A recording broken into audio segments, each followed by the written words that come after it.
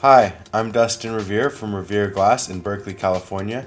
I'm here to show you about glassblowing and the cannabis culture. Here in California, we're lucky enough to be able to use cannabis as medicine. I personally used cannabis to control epilepsy, and all the cannabis in this video is purchased from legal vendors of medical cannabis, and I hope the rest of the world soon follows suit. Hi guys, I'm Kevin and this is Dustin. We're back here with On the Torch, and this week we're going to be making a Sherlock and showing you guys how to put a martini on the front. Yeah, cool, Kevin. So we're actually smoking some pineapple jack this week and a little bit of the leftover purple sour diesel. So we're gonna smoke some of this excellent Earl and watch the video with you guys. Hopefully you learn a trick or two and enjoy it. So yeah, see you in a sec. Sounds good.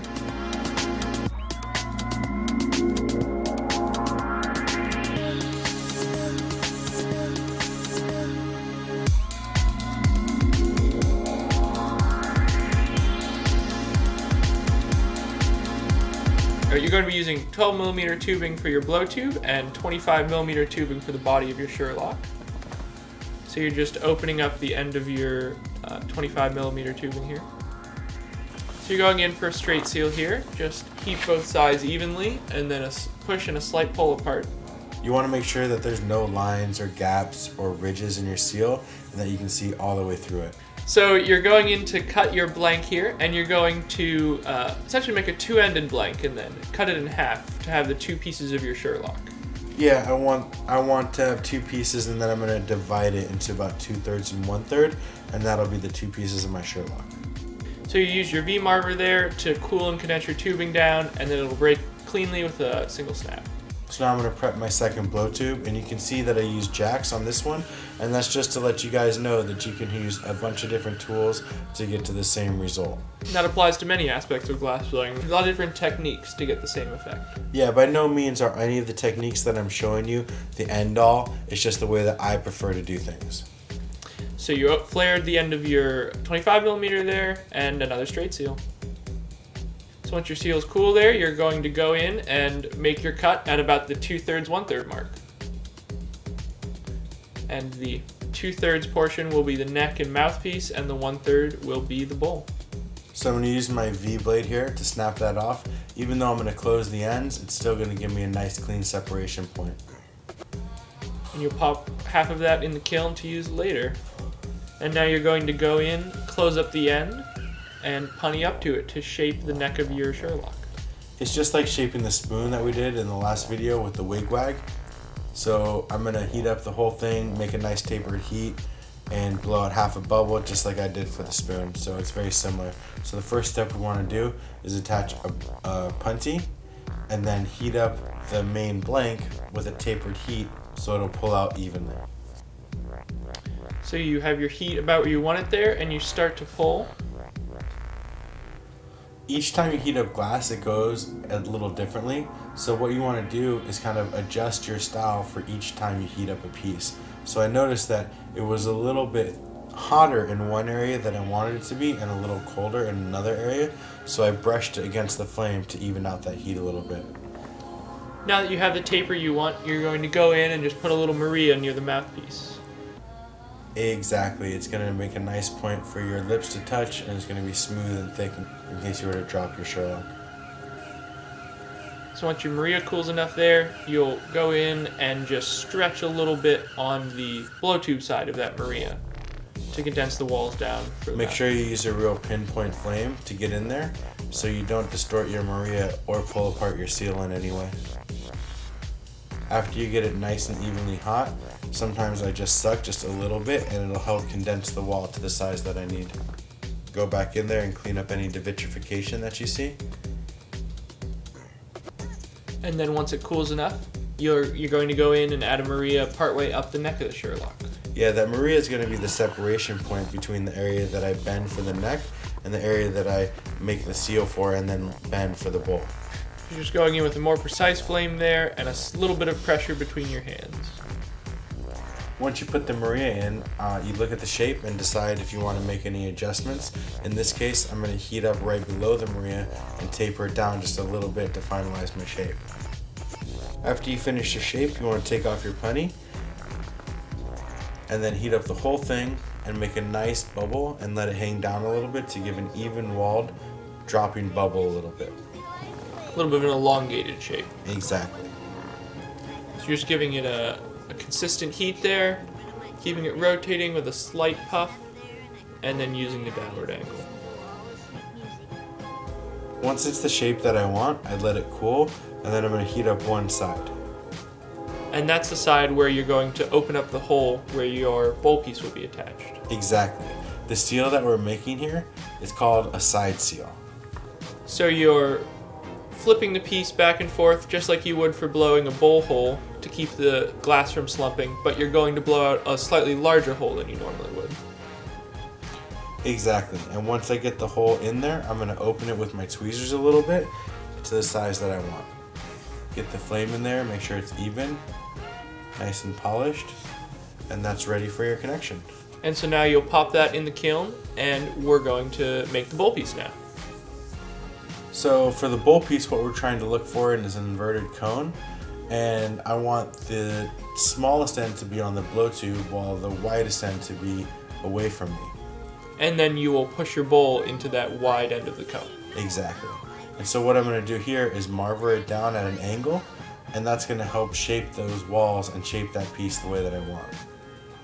Once you have the bowl piece the size that you want, you just heat up the front of it like you would for any other thing, and you pick it out, and as you pull, the bubble goes to the very front, which makes it easy for me to blow out a little hole. So blow into the flame, and there's your hole. Once you have your hole in there, you can adjust the size by either blowing it or heating it and not blowing it. So right now I thought it was a little too small, so I blew into it and it got a lot bigger. It got a little too big, so I'm heating it up and condensing it down to make it the size that I want. And then once it's the size that you want, you'll just push your bowl just like you would for a spoon. And then go back into the flame to clean up any tool marks. After you get the bowl piece the shape that you want to put a hole on the side to connect it to the side of the other piece. And you want to match up the size of the bubble you're blowing to the hole you've already opened up. So there's your bubble, and it opens up in the flame. You want to be careful not to heat up the other side of this, because I basically just took about 40% of that thing's wall away, so I made it about 40% less stable. And you see it starts to sag a little bit, so you just make sure it's still centered with your tweezers there. So I just pulled my torch back. It's on a rail, and that allows me to put that blow tube under my bench, which allows me to make a better seal. So I heat it up and just roll it on, push it, and then pull a little bit, straighten it up, look at it from a few different angles. And what I'm noticing is that there's a little hole in it. And we had a choice here, guys. I could have either edited this out and made it seem so that it went off perfectly, or we could leave the fix in and teach you guys how to fix stuff. When I was in Italy, I was checking out different glass studios, and I was invited to a very special master studio. His name is Pino Signoretto, and he's like the Salvador Dali of Venetian glass, and I was really lucky to even be in his presence and in his studio. And you know, I was young and motivated, and I looked at him, and I was naive, you know. I said, "Hey, Pino, what's it take to be a master glass blower?" And basically what he said, summed up, is that you're going to learn how to fix your mistakes. And so for that reason, we're going to leave this in here and any mistakes that we make in the future and show you guys how to repair the work as we actually do it. So the first step is I want to seal those gaps. So what I'm taking in my hand is called a tungsten pick, and I'm just heating up the glass and moving it over so it connects. And that way I don't need to add any glass, which will distort it, and I don't need to use a tool that will leave a mark in there. So hopefully, if I've done my job right, then it will leave no mark, and you guys will never be able to tell that I finished my seal here. And this is a part of glass blowing. It's never going to be perfect. You always got to work with it. Mm-hmm. And what I'm going to do is set up what's called a bridge, which is going to provide some framework so that I can melt and make this piece without messing up the seal. So the first step to making a bridge is heating up the blow tube and making a nice hot seal. You want to make sure that your bridge, every single bend, every single seal is done perfectly, because otherwise it's not going to do its job when it needs to.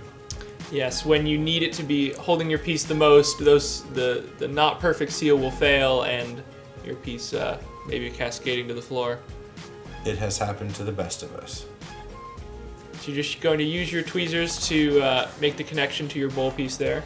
And you will be taking that off later, but it does need to be a hot seal. Exactly. And now you can go in on the U-bend and heat it up, melt the glass around, and then blow it out to a nice smooth bend. It's good practice for you guys to put on a bridge because you're going to need that later on when you're formulating more complicated pieces. So what I'm doing is I'm adjusting the glass with the tweezers a little bit in the flame, trying to get it all even, and then blow it out to a nice U-bend shape. So I heat it up a little bit, let it all condense, and then I blow into it. Nice U. And you may need to do this a few times, blowing, heating, blowing again to get that nice smooth shape. Just like with any bubble that you blow, you want to heat it up, condense it back, heat it up, condense it back, and it'll help get the perfectly even seal that you want. And once you get the outside of the bend looking nice, you'll go in with your mini torch and smooth out the inside. Yeah, I grab my Smith mini torch and then I heat the top of that seal to make sure that there's no crevices, lines, or any other kinds of things that would be a flaw in the seal. After you get the seal all done and the piece is stable, you want to take off your bridge. First step to taking off a bridge is taking off one end and heating it up, and then you have to grab it with your tweezers with the other hand or a hot glove and then melt it off. And so now you're going to do your best to pick off all the glass from the hot seal on the front of the bowl. And you'll show us a little trick for that a little bit later on. Yeah, as a glass blower, you're going to leave marks on the things that you do, your working marks, and it's important that you hide your work so that when people see it, they wonder how you did it. It's part of the allure. So here you're going in to heat up the neck of the Sherlock with a soft, bushy flame, and you're using just a little bit of gravity to get that nice bend. Yeah, I just heat it up with a bushy flame evenly, try to have a wide heat, and then I just melt it, bend it with gravity. And then you're going back in to make sure there's no creases on the back of that bend. Yeah, those creases are what's called devitrification, and the way that that happens is when the core of the glass is hotter than the skin of the glass, and that leaves little marks that you're going to later need to remove with like a mini torch or a high oxidizing flame. Alright, you'll pop that in the kiln for a minute and go in on a stick of Marini here. Yeah, I'm going to teach you guys a little trick here.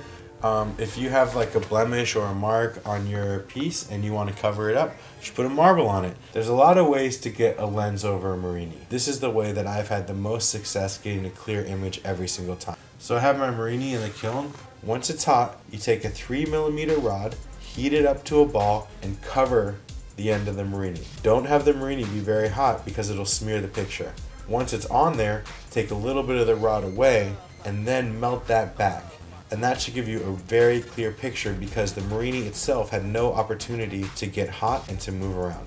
And now you'll cold seal to the front of it there so it's easy to pop off later, and you'll nip it from the rod. Sometimes it doesn't come off right, so you're going to have to reattach it. It's laying on a piece of black Kevlar, so I just heat up a piece of clear glass, punny up to it, and then it's ready to attach again. No problem at all. And you're going to back it here with a little bit of heavy blue leprechaun. A nice dark sparkly blue. Yeah, that's from Troutman Art Glass. Really beautiful color. And then backing it like that makes people look at it and go, how do you get that picture in there? So you're just rounding it out, getting it nice and ready to go onto the Sherlock. Pop it out of the kiln, make sure to wipe off any kiln dust. Check to see where you want to put it on. Make sure that the Marini is facing the direction that you want. Yes, make sure it's right side up if that's what you want. Nice even heat on both surfaces and push it on there, make sure it's straight. Push and pull just like a normal seal, and then bend or crack off your cold seal.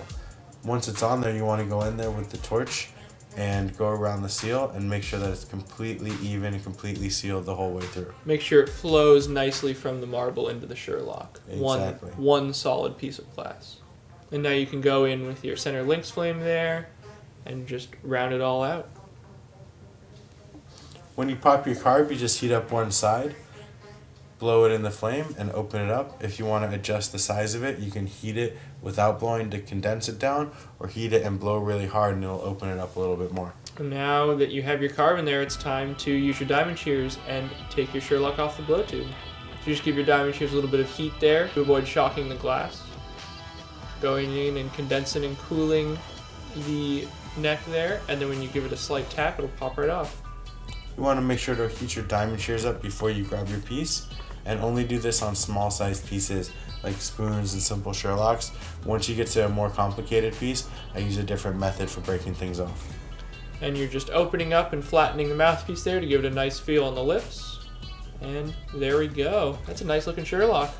That Sherlock's for one of you guys who comments, and just tell us what you want to see or what you like, and we'll send it right out to you. But I should put it in the kiln so it's nicely annealed and won't crack. Alright, well, welcome back, you guys. We hope you enjoyed the video. That was a Sherlock and a U-bend seal. We attached a Marini to that. So if you have any questions or comments, please feel free to ask them, and we will be very responsive to it. So thanks a lot for watching. Yeah, if you guys comment on the video, one of you will win the Sherlock. So cool. Definitely be sure to leave your thoughts there. And I have a question for you, Dustin. So last week when we did the solid color blowout with the purple rain for the wigwag dome, why couldn't you have just coil potted that color instead? Sure, coil potting is a technique like the ceramic technique where you have a coil and you build around to make some tubing. The reason is because they look very different in the end.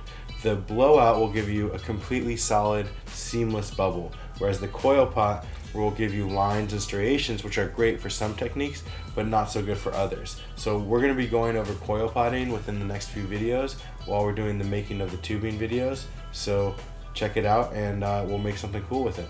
Yeah, can't wait for that. Until then, I think we should maybe take a couple dabs. Let's take a couple dabs out of these pieces. They're the new Revere series, available on fearnodab.com. So until next time, enjoy, and we're going to take some dabs. Yeah, see you guys later.